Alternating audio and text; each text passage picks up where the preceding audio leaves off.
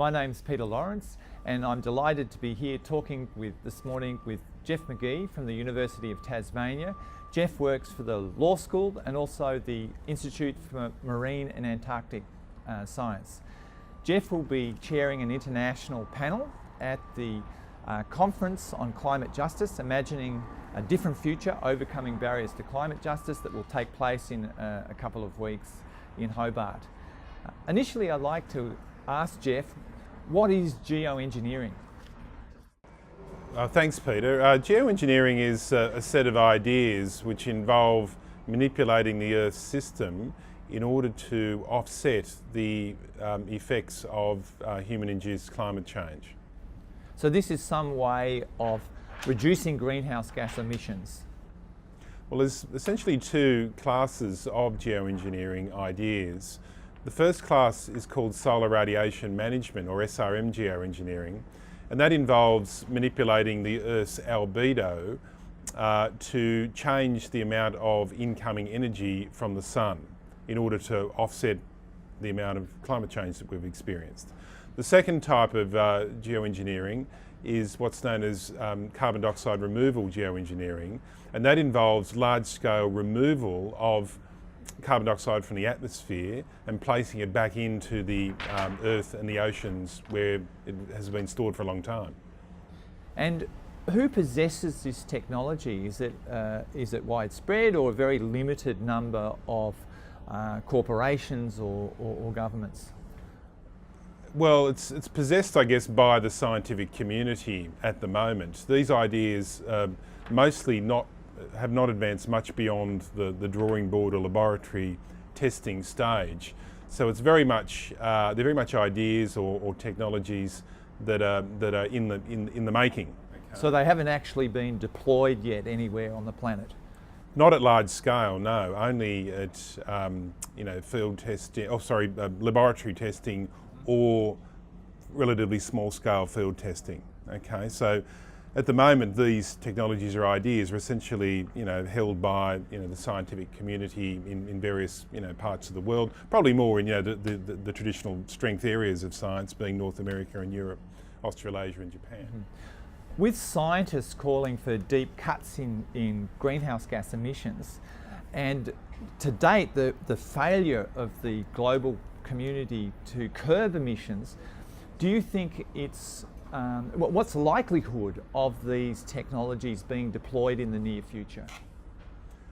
Well, if we look at the carbon dioxide removal type of geoengineering, in some ways that is going to be inevitable in order for us to have any prospects of reaching the 1.5 to 2 degree temperature stabilisation target of the Paris Agreement. And the reason I say that is if you look at the modelling that's been done by the scientists which inform that 1.5 to 2 degree target range, essentially it relies on large-scale negative emissions, which is carbon dioxide removal, particularly from 2050 onwards, but starting around 2030. And this is, as I said, large-scale removal of carbon dioxide from the atmosphere and its placement back into the earth or back into the oceans. So in that sense, if we want a 1.5 to 2 degree world, carbon dioxide removal becomes inevitable. Superficially, this would seem to be a good thing, but are there risks or concerns related to these technologies? Yeah, look, there are risks and concerns with these technologies. What sort of things could go wrong with these technologies? Well, because we're talking about large-scale, manipulation of the Earth system, of physical systems, there are, of course, the risks of known, problems that might arise, spillovers into other systems, causing systems to go into tipping points that take them down into a negative state. But also the things which we don't know, that are black swan events, so to speak, that might arise from trying to manipulate large-scale physical systems. So there are of course risks, and those risks need to be managed via environmental impact assessment processes and other types of investigations. But it's important to bear in mind that doing nothing with this is a huge risk in itself, because doing nothing effectively will abandon the realistic prospects of meeting a 1.5 to 2 degree target range. So it's not like either doing CDR geoengineering or not doing it is risk-free. They're both got... So humanity's in a cleft stick, if you like, that if we fail to adopt these technologies, then the risk of not, that it's associated with not reaching the 1.52 degree target significant. But if we adopt these technologies, there are also unknown risks. Could you tell us a little bit about the types of existing regulatory mechanisms that are already in place to address these? Because, of course, usually if you have a significant risk, you need to manage it some way. So what are the existing national and international type regulations that are already in place to address this type of technology? Well, I think it's fair to say that politicians, in the leading countries, in the West, including Australia, are still trying to deal with climate change as an issue and trying to reduce emissions, okay, and doing that badly, right? So they haven't yet got really to thinking seriously about how to regulate geoengineering, okay, at a national level. And that is a real problem, given that we're meant to have large-scale drawdown of carbon dioxide in about 10 years occurring, right? So that's the first thing. But I guess internationally there have been some early moves towards regulating geoengineering, particularly through the London Protocol, London Convention regime on ocean dumping. So that's an international treaty of some sort? Yeah, to do with depositing waste at sea. And one of the key early ideas about geoengineering is iron ocean fertilisation, which involves putting iron dust into the ocean to create an algal bloom, which can then draw down carbon dioxide from the atmosphere and put it back into the deep seabed. So that involves placing iron filings, essentially, or iron dust into the ocean. So that has been partly regulated through this London Protocol, London Convention treaty. Okay, so in that approach then, this is treated almost as a form of pollution that can be regulated. But is that sufficient? Is that a workable mechanism for addressing this type of technology? Well, at the moment, it only allows that type of activity for scientific research purposes. Okay, so nothing beyond that. At the moment, if we're looking at developing these geoengineering technologies and having them in place in 10 years in order to do large-scale, drawdown of carbon dioxide, you might say that type of regulatory system that's in place won't be adequate because it only allows for relatively minor, scientific investigation.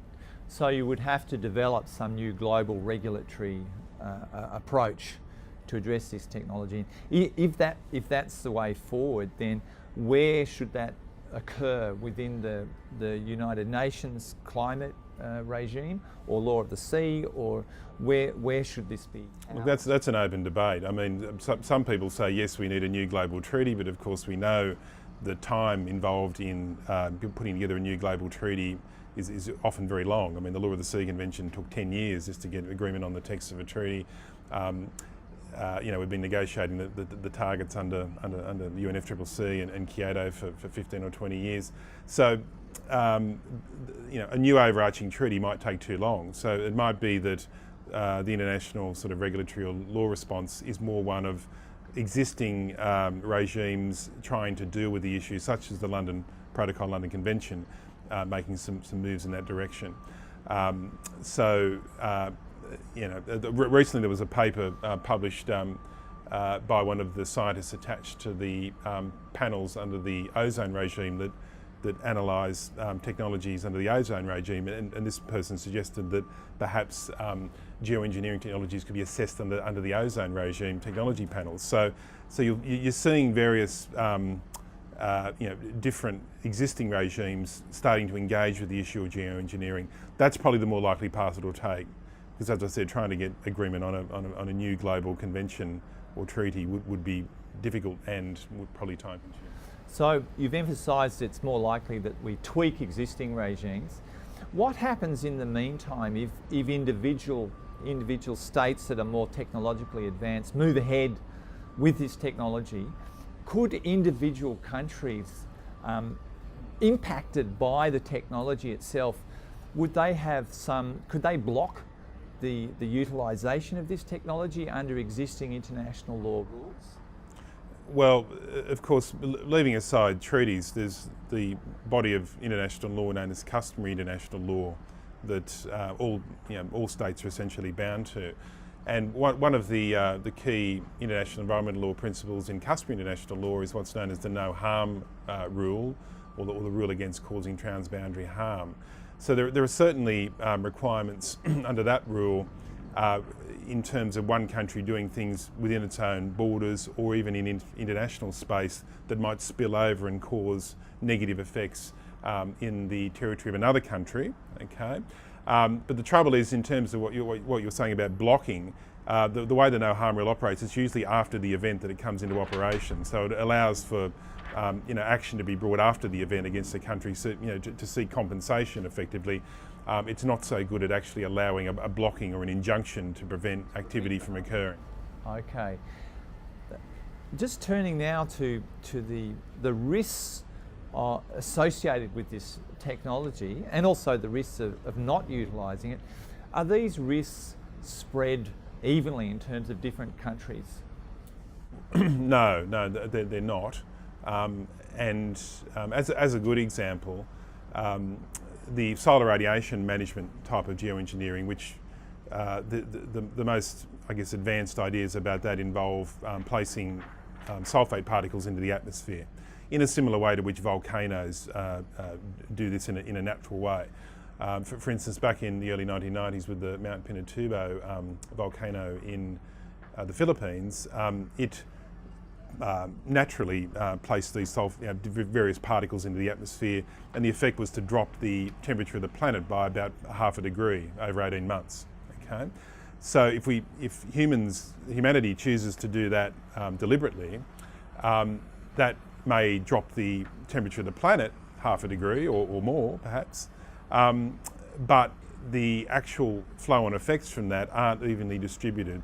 So, for instance, with Pinatubo, the monsoon conditions in Asia were affected very, very significantly by that, and that caused various socio-economic sort of issues in Asia around that time due to failure of the monsoon around that period. So questions of justice are inevitably raised by use of this technology.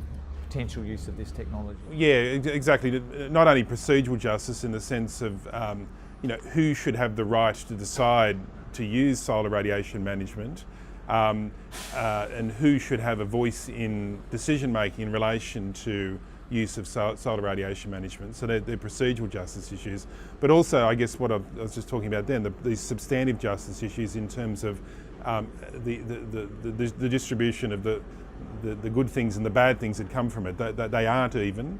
It might reduce the risk in some parts of the world of climate change impacts, but it might increase negative impacts in others, whether it be from climate change or the geoengineering itself. So you have unevenly distributed risks and benefits of particularly solar radiation management type of techniques. And also issues, as I said, around decision making. Who should make the decision, whose voices should be included, and how should the decision be made. Given that context, can we leave issues related to deployment of this technology, can we leave that to the experts, to the technicians and scientists? Because at the moment it seems to be largely the technicians that are considering these issues. Look, I think that's only because, as I said earlier, a lot of these ideas haven't yet advanced much beyond the laboratory, the drawing board, the laboratory, and small-scale field testing. So it's still very much in the province of science, and science is attempting to regulate it through its own kind of norms. But if as I said, we are serious about carbon dioxide removal happening at large scale from 2030 onwards, and really being a very significant program by 2050, it's going to have to move well beyond the laboratory, and so it'll move into wider societal discourses, political discourses around geoengineering. So by necessity, we'll have to expand. The political, legal systems will have to engage more deeply with the issue. And you know, that's or a lot of people say that involves, you know, a lot more democratic kind of engagement with the issue, you know, through civil society groups, politicians and voters themselves having to understand the issue and be ready to, you know, democratically contribute to decision making on the issue. So Jeff, at the conference on imagining a different future, overcoming barriers to climate justice, these type of issues of participation and equity and justice, they will be addressed, will they, at the panel that you're coordinating? Yeah, sure, Peter. Yeah, what we hope to do at the conference is have a panel where we discuss geoengineering, what it is, you know, what are the important justice issues, both procedural and substantive, that relate to relate to geoengineering, and also talk through some of the governance and legal things that have happened to date and what we might do better in the future.